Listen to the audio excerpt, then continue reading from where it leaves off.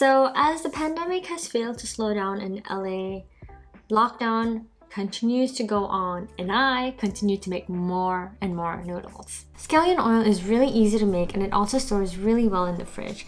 We've been eating this almost twice a week this past month, so if you are craving some yummy, easy to make noodles that you can have on the go whenever you want, watch the recipe.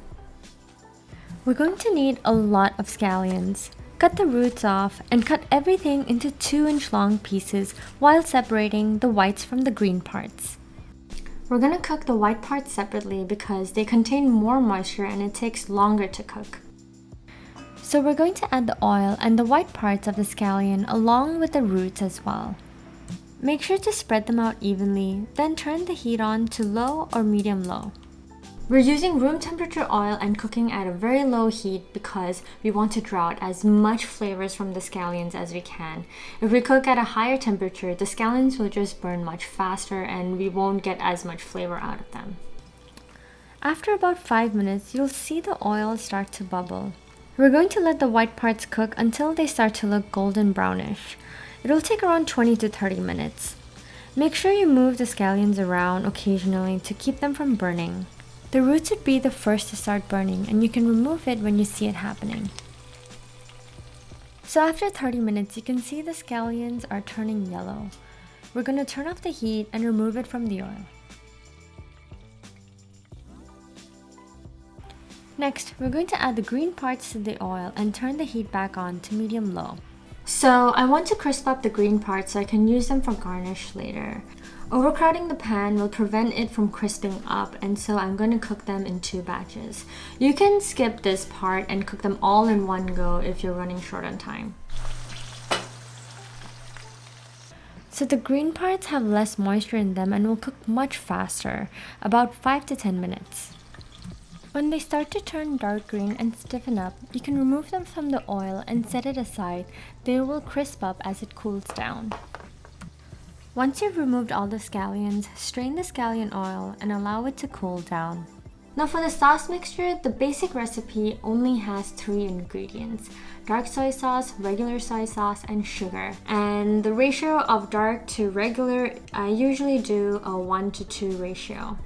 But I like to add a little more flair to my sauce, so we're going to make 2 sauces today. One is going to be with star anise and cinnamon, and the other one is going to be a mushroom sauce. So let's start with the star anise sauce first. In a small saucepan over medium heat, add a little bit of the scallion oil. Then add 1 small star anise and a small bark of cinnamon. When you can smell the aromas of the star anise and cinnamon come through, add your dark soy sauce and your regular soy sauce. So now we're going to add in our sugar, and the amount of sugar you add totally depends on you. Just start off with a tablespoon and then taste as you go. Now stir continuously until the sugar is dissolved. When the liquid starts to bubble up again, you can strain the liquid and set it aside. Now for the mushroom sauce, we're going to use dry shiitake mushrooms because they're stronger in flavor. Soak them in hot water for about 30 minutes or until they're soft, and then squeeze out all the liquid. We will use the liquid in the sauce as well. Now dice the mushrooms, and like before, we're going to add the star anise and cinnamon to the scallion oil, and then we'll add the diced mushrooms. Saute over medium-high heat or until the mushrooms have started to brown. Then add in your dark soy sauce and regular soy sauce. Add a little bit of mushroom liquid and then cover and simmer for 15 minutes. After 15 minutes, we're going to add in the sugar and give it a good stir. Remove the star anise and cinnamon and then cover and let the mushrooms steep for another 15 minutes. Strain the liquid and squeeze out as much liquid as you can from the mushrooms. That liquid is just packed with flavor. You can store the soy sauce mixture in the fridge for up to 2 weeks, and you can store the scallion oil for up to a month.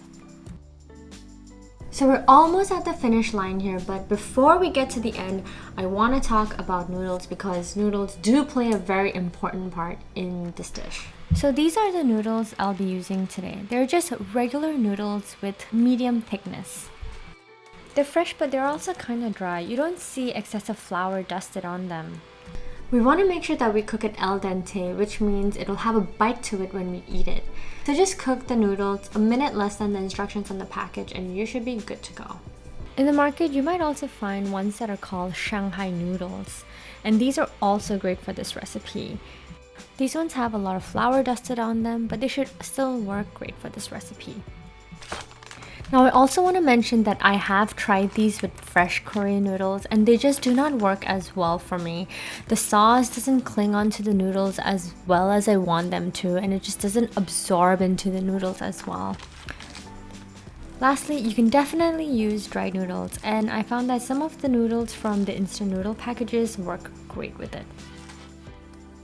So finally, we're at the end of the video and we're ready to assemble our dish. So to our bowl, we're going to add a tablespoon of our scallion oil and 1.5 tablespoons of our soy sauce mixture. Now drop in your noodles and mix through until the noodles are completely coated in the sauce and the oil and it's turned into this beautiful dark color. Now I'm going to top this off with my crispy scallions. Ooh, listen to how crispy that sounds.